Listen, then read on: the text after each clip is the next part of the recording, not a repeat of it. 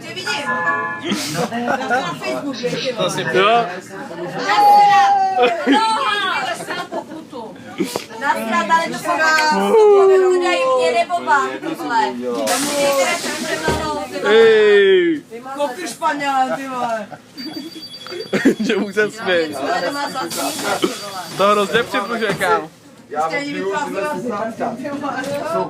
To jsem si všiml, že když dáš po natáčení, tak ono to jakoby zaostří jenom na prostředek. Úplně, ne?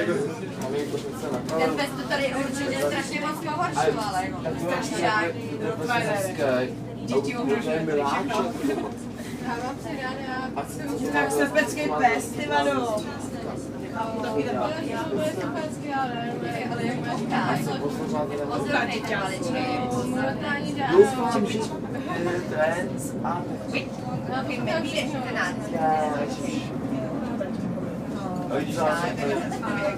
Nemám čas. Máte hezký děti. Musím zapnout.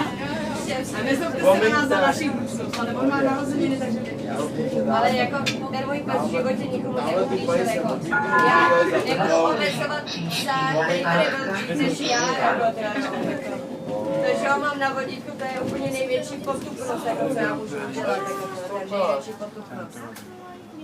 A dělám to jenom protože jsem v autobuse a na obek mu rozhodně nehodlám dát. Co je ta Petra, když nemám čas?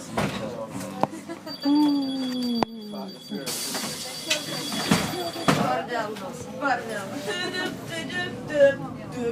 To je i těbra.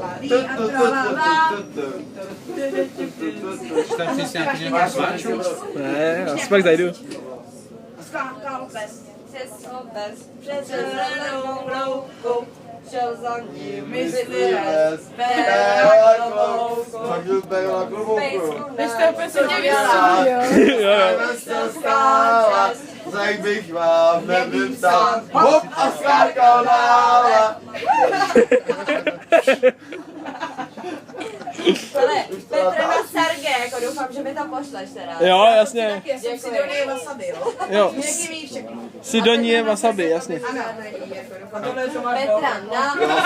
Serge. Na mě se vystavte, já jsem to nenápadě, já jsem na inkognito. A ještě nějakou písničku. Kdybys tak náhodou měl pocit, že jsi sám, cestou mechnou, vydechli rovnou tam, když půjdu co máš, v zeleném údolí, no tak si chvaš. Já bych tu písničku neznala, kdyby mi ji nezačali pískat v práci. A teď já přišla domů a že by se nás vlastní text a říkám, vlastní text a že jsem neviděla ten seriál, jo. A říkám, že tak no. OK. Holina, kde to jsme? Sidonie wasabi. Sidonie wasabi. Tak čus. Ahoj. Ahoj.